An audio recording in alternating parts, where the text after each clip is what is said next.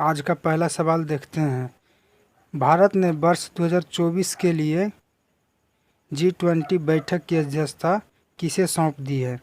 Option A France, option B Australia, option C Brazil, option D Japan.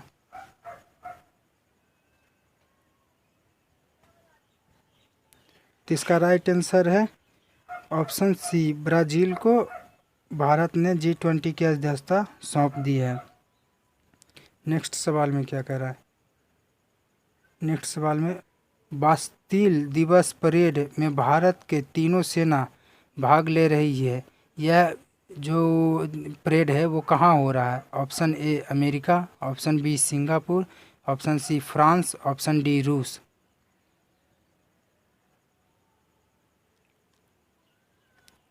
तो इसका right answer है option C, France में यह parade जो है आयोजित किया गया है। इसमें भारत का तीनों सेना जो है, भारत का तीनों सेना भाग ले रही है इसमें। सवाल नंबर 3 में क्या कह रहा है?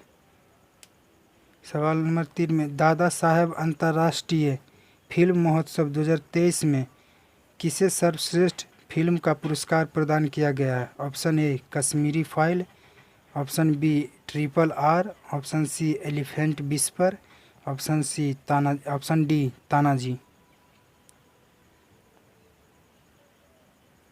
तो इसका राइट आंसर है ऑप्शन ए, कश्मीरी फाइल को अंतर्राष्ट्रीय फिल्म महोत्सव 2023 के लिए चुना गया है। नेक्स्ट सवाल में क्या कह रहा है? सवाल नंबर 4 में मैन होल की सफाई करने के लिए बैडीकूट रोबोट लॉन्च करने वाला कौन सा राज्य है? Option A Rajasthan, option B Kerala, option C Uttar Pradesh, option D New Delhi.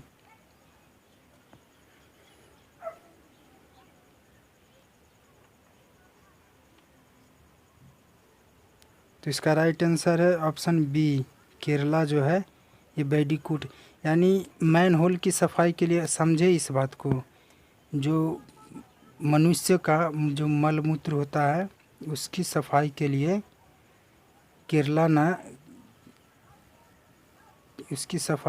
Kerala robot launch किया है, क्योंकि उससे बीमारी बहुत होता था। इससे मैन होल की सफाई, हाथों से सफाई करने के कारण बीमारी बहुत होता था, इसीलिए रोबोट लॉन्च किया है केरल सरकार ने। नेक्स्ट सवाल में क्या करा? चालू वर्ष हमारा आर्थिक विकास दर कितना अनुमानित किया गया है? यानी भारत का आर्थिक विकास दर कितना अनुमानित किया गया है चालू वर्ष, जो 2022 से 23 जी है उसको चालू वर्ष कहते हैं। ये कि नहीं 2023 से 24 समझ लीजिएगा, नहीं 2022 से जो 23 है इसको चालू वर्ष बोलते हैं। तो चालू वर्ष के लिए हमारा जो आर्थिक विकास दर है वो कितना अनुमानित किया गया? Option A 6.5%, option B 7%, option C 4.5%, option D 6%।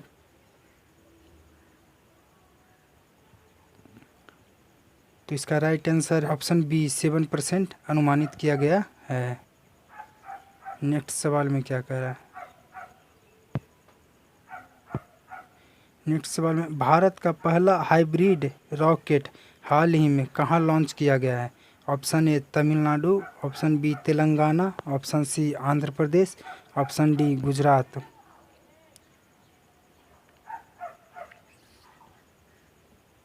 इसका राइट आंसर है ऑप्शन ए, तमिलनाडु में हाइब्रिड रॉकेट अभी हाल ही में लॉन्च किया गया है।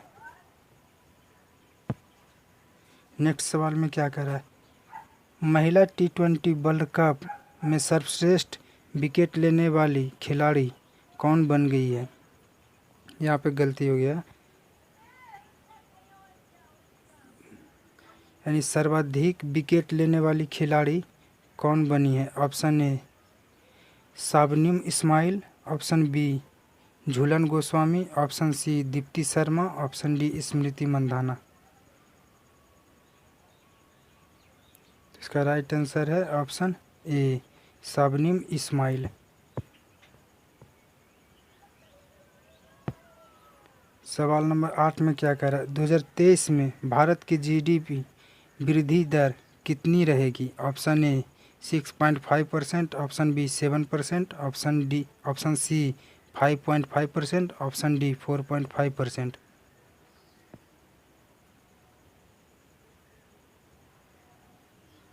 तो इसका राइट आंसर ऑप्शन सी 5.5%। इसका विकास वृद्धि दर रहेगा, जीडीपी का विकास जो है 5.5% रहेगा इस साल। सवाल नंबर 9 में क्या कह रहा है, एशिया की सबसे लंबी साइकिल रेस कहाँ आयोजित किया गया है या कहाँ हुआ है हाल ही में? Option A Ladakh, option B Srinagar, option C Mumbai, option D Delhi. इसका राइट आंसर है ऑप्शन बी, श्रीनगर में यह आयोजित किया गया है। सवाल नंबर 10 में क्या कह रहा है, राष्ट्रीय संस्कृति महोत्सव का 14वां संस्करण कहाँ शुरू हुआ है? Option A Cuttack, option B Allahabad, option C Bikaner, option C Patna.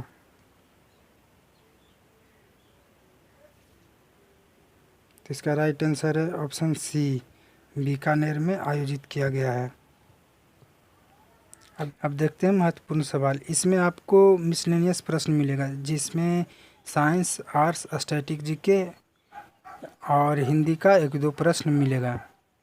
तो आइए आज का सवाल देखते हैं महत्वपूर्ण सवाल में। सवाल नंबर फर्स्ट में क्या कह रहा है, जिसका पीएच मान 7 से कम होता है वह क्या कहलाता है? ऑप्शन ए अम्ल, ऑप्शन बी क्षार, ऑप्शन सी उदासीन, ऑप्शन डी अम्ल और क्षार दोनों।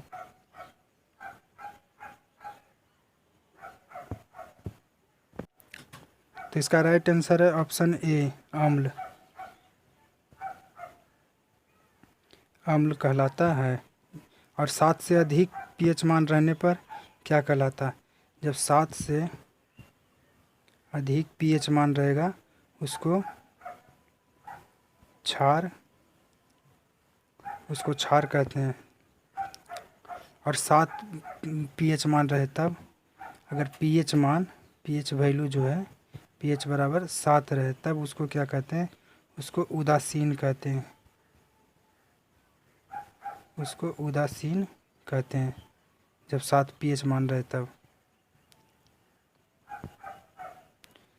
नेक्स्ट सवाल में क्या कह रहा है, मधुमक्खी काटने पर निम्न में से किसका उपयोग किया जाता है? यानी मधुमक्खी के डंक में फॉर्मिक अम्ल पाया जाता है और वही काटता है तो फॉर्मिक अम्ल स्रावित कर देता है। उसको उपचार के लिए या उसे ठीक करने के लिए किसका उपयोग किया जाता है? ऑप्शन ए दूध का, ऑप्शन बी सिरका का, ऑप्शन सी नींबू का, ऑप्शन डी बेकिंग सोडा का। तो इसका राइट आंसर है ऑप्शन डी, बेकिंग सोडा का प्रयोग किया जाता है। यहाँ पर नोट में क्या कह रहा है, खाने वाला सोडा का क्या नाम है? खाने वाला सोडा का सोडियम बाइकार्बोनेट कहते हैं और धोने वाला सोडा को सोडियम कार्बोनेट कहते हैं। सिरका में एसिटिक अम्ल पाया जाता है, नींबू में सिट्रिक अम्ल पाया जाता है। इस सब को ध्यान में रखिएगा, सब अक्सर एग्जाम में पूछा जाता है। आइए देखते हैं नेक्स्ट सवाल। रक्त में शुगर का पता किस कोशिका द्वारा किया जाता है? ऑप्शन ए पीत, ऑप्शन बी यकृत, ऑप्शन सी अग्नाशय, ऑप्शन डी गुर्दा।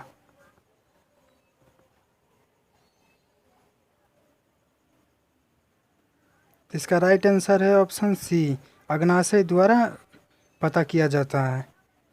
इससे और आगे क्या कह रहा है, आगे इससे महत्वपूर्ण बात देखिए।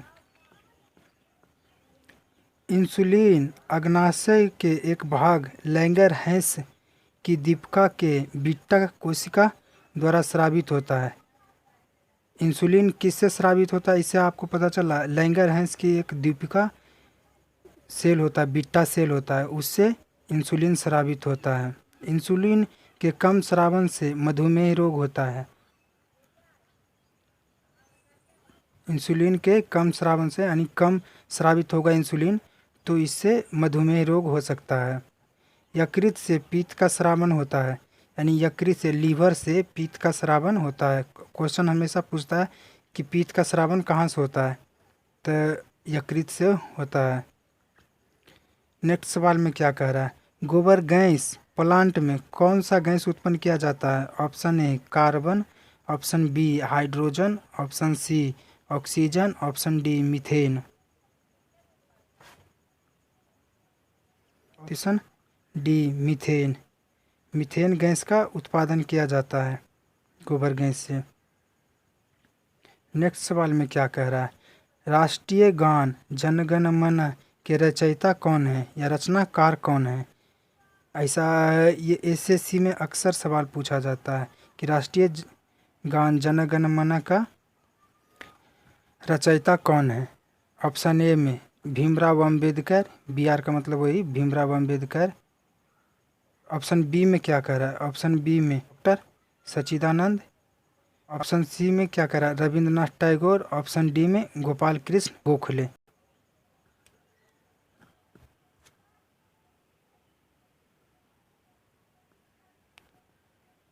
तो इसका राइट आंसर है ऑप्शन सी, रविंद्रनाथ टैगोर जी ने इसकी रचना किया था। जनगण मन का रचना रविंद्रनाथ टैगोर जी ने किए थे।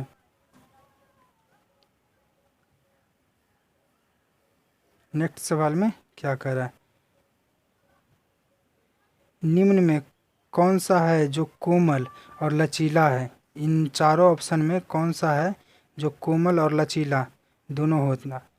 Option A phosphorus, option B carbon, option C तांबा, ऑप्शन डी सल्फर। तो इसका राइट आंसर है ऑप्शन डी, सल्फर जो है कोमल और लचीला दोनों होता है। फास्फोरस जो है माचिस की तीली में पाया जाता है। कार्बन से, ये तो आपको पता ही होगा कि कार्बन से गर्मी होता है। पूरा ब्रह्मांड में कार्बन कितना परसेंट है? इसका जवाब आप नीचे कमेंट बॉक्स में लिखिएगा। मछलियों के हृदय में कितना कक्ष होता है? Option A 3, option A 1, option C 4, option D 2।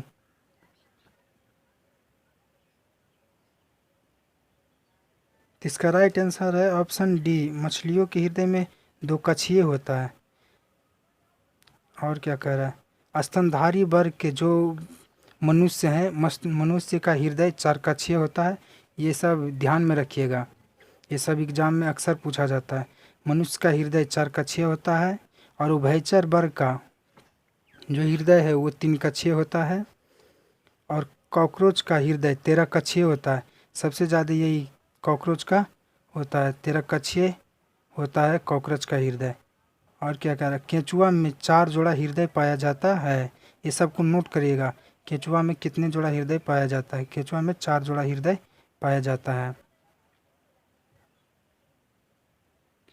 Next सवाल में क्या कह रहा है? वह कौन सा हार्मोन है जो पौधों को सूरज की ओर मोड़ता है? Option A insulin, option B gibberellin, option C auxin, option D इनमें से कोई नहीं।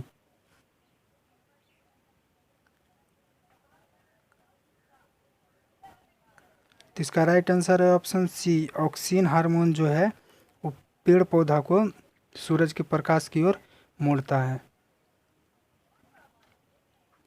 नेक्स्ट सवाल में क्या कह रहा है? 2000 रुपये के नोट पर किसका चित्र है? ऑप्शन ए रानी की Vav, option B Lal Qila, option C Mangalyaan, option D Konark मंदिर।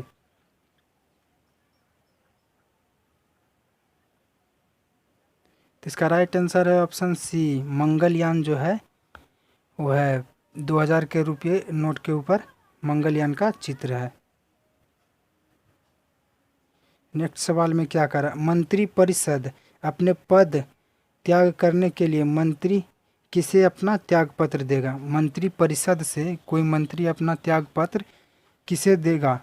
या जब त्याग करेगा अपना पद तो किसे मंत्री परिषद अपना त्याग पत्र देगा?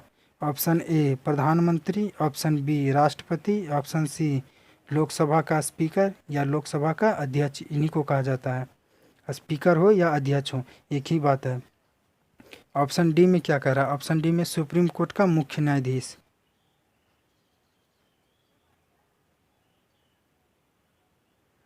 तो इसका राइट आंसर है ऑप्शन बी, राष्ट्रपति को देता है कोई भी मंत्री परिषद से जब मंत्री अपना इस्तीफा या त्याग पत्र देता है तो राष्ट्रपति को देता है।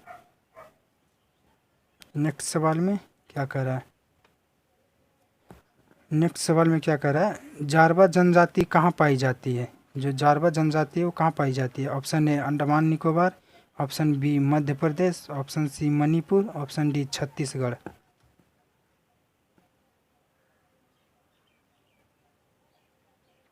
तो इसका राइट आंसर है ऑप्शन ए। जो जारवा जनजाति है वो अंडमान निकोबार में द्वीप समूह पर पाया जाता है। इसमें क्या कह रहा है आगे, भील जो है भील जनजाति, भील भी एक प्रकार का क्या है, भील भी एक प्रकार का जनजाति है। भील एक प्रकार का जनजाति है जो भारत की सबसे बड़ी जनजाति है। पूछेगा कभी क्वेश्चन में भारत की सबसे बड़ी जनजाति कौन सी है, तो भील सबसे बड़ी जनजाति है। और गोंड, गोंड भी एक प्रकार की जनजाति है, गोंड भी एक प्रकार की जनजाति है जो भारत की दूसरी सबसे बड़ी जनजाति है गोंड। नेक्स्ट सवाल में क्या कह रहा है, पंचायती राज किस में शामिल है। पंचायती जो राज्य है वो किस में शामिल, ऑप्शन ए संघ सूची में, ऑप्शन बी राज्य सूची में, ऑप्शन सी समवर्ती सूची में, ऑप्शन डी अवशिष्ट सूची में। ये बहुत इजी सवाल है, इसका जवाब आप नीचे कमेंट बॉक्स में दीजिएगा, नहीं तो नेक्स्ट वीडियो आएगा तो जब हम उसमें इसका जवाब आपको बता देंगे।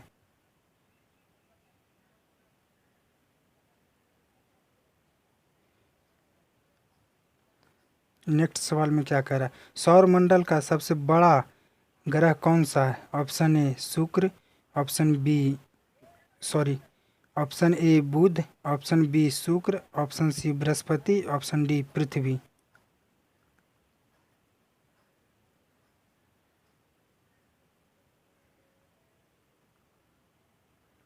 तो इसका राइट आंसर है ऑप्शन सी बृहस्पति। बृहस्पति जो है ब्रह्मांड का सबसे बड़ा ग्रह है। और पूछे ब्रह्मांड का सबसे गर्म ग्रह कौन सा है, तो सबसे गर्म ग्रह जो है, सबसे गर्म ग्रह वो शुक्र है। सबसे गर्म ग्रह जो है वो शुक्र है।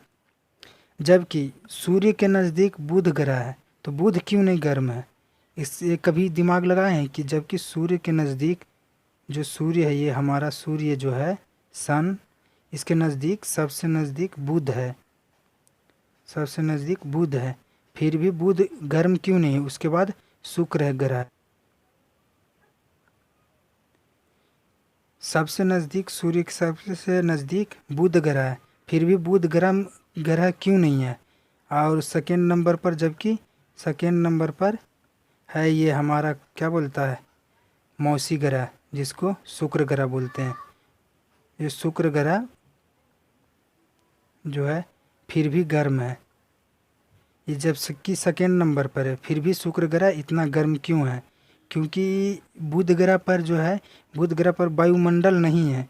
इस कारण से उस जो वायुमंडल नहीं है उस कारण से सूर्य से जो गर्मी निकलता है वो गर्मी को ये अवशोषित नहीं कर पाता है, तो इससे कोई गर्मी नहीं हो पाता है। इस ग्रह पे कोई गर्मी नहीं हो पाता है। और इस पे शुक्र ग्रह पे वायुमंडल है, इसी कारण से ये जब सूर्य से गर्मी आता है तो ये गर्मी को एब्जॉर्ब कर लेता है, इकट्ठा कर लेता है, इस कारण से गर्म ग्रह ये है।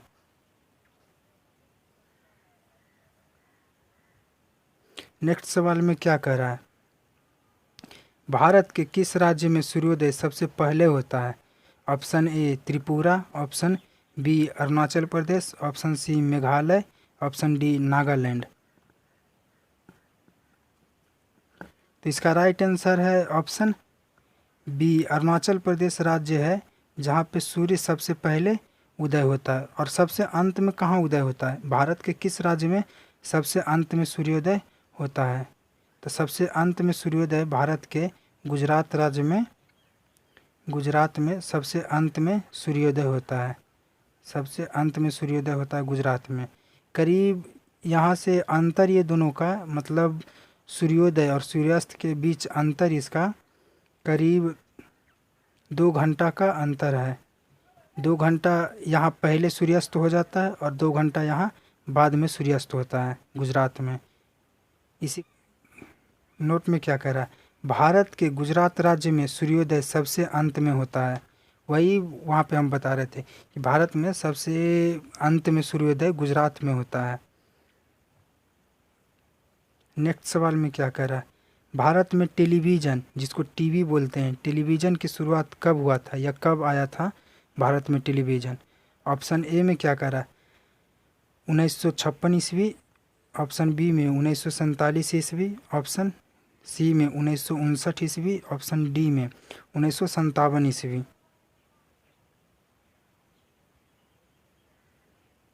तो इसका राइट आंसर क्या है आप नीचे कमेंट बॉक्स में भी कर सकते हैं, अन्यथा यहाँ पे तो हम बताएंगे ही आंसर। आप ये सब प्रश्न को एक अलग से नोटबुक बनाकर लिख सकते हैं, जिसमें कि कोई भी एग्ज़ाम देकर देखिए, उसमें अक्सर ये सब प्रश्न पूछा जाता है। इस प्रश्न का बात नहीं कर रहे हैं, अक्सर से साइंस हो गया, उस सब का प्रश्न अक्सर पूछा जाता है एग्ज़ाम में। अगर आप लोग कहेंगे तो साइंस का, अगर आप लोग कहेंगे तो साइंस का एक अलग हम वीडियो लेकर आएंगे, साइंस का एक अलग वीडियो लेकर आएंगे जिसमें केवल पूरा साइंस होगा।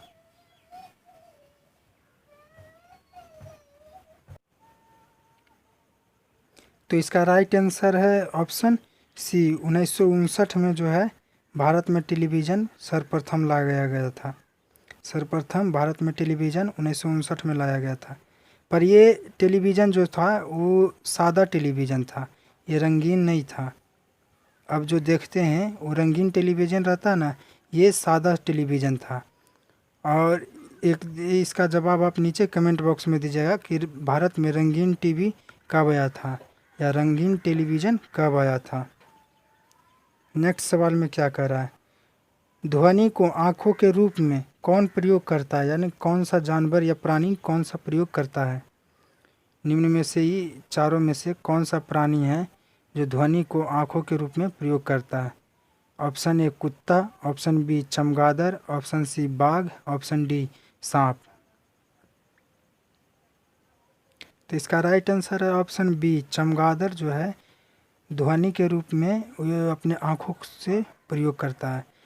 ये क्या करता है, ध्वनि को एक प्रस्रव्य ध्वनि छोड़ता है ये चमगादड़, और आगे जब जाते रहता है ये तो प्रस्रव्य तरंग छोड़ता है, जिससे कि वो तरंग आकर टकराता है, तभी से पता लग जाता है कि आगे इतना दूर पर मुड़ना है, इधर उधर इसको पता चल जाता है।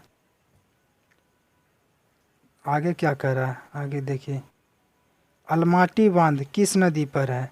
ऑप्शन ए कावेरी नदी पर, ऑप्शन बी महानदी पर, ऑप्शन सी गोदावरी नदी पर, ऑप्शन डी कृष्णा नदी पर।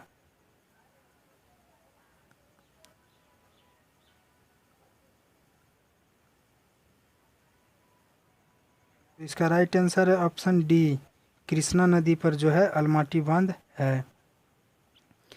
अब नीचे देखिए, नीचे में क्या कह रहा है, हीराकुड बांध महानदी पर है। ये सब को ध्यान में रखिएगा, ये अक्सर एग्जाम में ये सब पूछा जाता है। हीराकुंड बांध जो है महानदी पर है। हनुमान बैराज बांध, ये अक्सर एग्जाम में पूछा जाता है। हनुमान बैराज बांध जो है कोसी नदी पर है। और आगे क्या कह रहा है, सरदार सरोवर बांध जो नर्मदा नदी पर है। और टिहरी बांध जो भागीरथी नदी पर है। टिहरी बांध कहाँ है, भागीरथी नदी पर है। ये सबको ध्यान में रखिएगा। नेक्स्ट सवाल में क्या कह रहा है, श्री गणेश करना, ये हिंदी का प्रश्न है। श्री गणेश करना का अर्थ है ऑप्शन ए अंत करना, ऑप्शन बी गणेश जी को बुलाना, ऑप्शन सी में शुरू करना, ऑप्शन डी में गणेश जी की पूजा करना।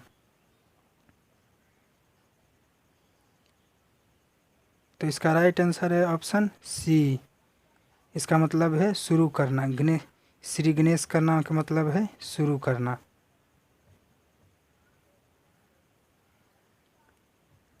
Thank you watching for this video. अगर पसंद आया तो लाइक शेयर सब्सक्राइब जरूर करें। और एक बात, अगर आप लोग साइंस पढ़ना चाहते हैं तो साइंस का एक ऑब्जेक्टिव टाइप हम वीडियो लेकर आएंगे, जिसमें आपको पूरा साइंस कवर कर देंगे, जिसमें साइंस में रहेगा पर्यावरण से रहेगा, केमिस्ट्री से रहेगा, फिजिक्स से रहेगा, बायोलॉजी से रहेगा, इकोलॉजी से रहेगा, जिसमें हम पूरा कवर कर देंगे। साइंस जितना है ऑब्जेक्टिव टाइप, साइंस कभी पढ़े होंगे आप तो उसमें क्या फ़ायदा होगा कि प्रैक्टिस करने में बहुत मज़ा लगेगा आपको। उसमें प्रैक्टिस करने में बहुत अच्छा लगेगा। डेली हम 20 प्रश्न या 30 प्रश्न साइंस का लेकर आएंगे ऑब्जेक्टिव टाइप, उसमें आप डेली प्रैक्टिस करिएगा। इससे क्या फ़ायदा होगा कि जो भी आप पढ़े रहिएगा तो उसको भूलिएगा नहीं। आप अगर किसी भी इंस्टीट्यूट में पढ़े होंगे साइंस एक बार, तो उसमें क्या होगा कि वहाँ पे फाउंडेशन में पढ़ ले होंगे, और यहाँ पे ऑब्जेक्टिव टाइप अगर जो बनाएंगे क्वेश्चन हल करेंगे हमारे साथ, तो बहुत फ़ायदा होगा। आपको नज़र के सामने वो सब प्रश्न रहेगा, ताकि एग्ज़ाम में फिर कोई दिक्कत नहीं होगा। Thank you. जय हिंद।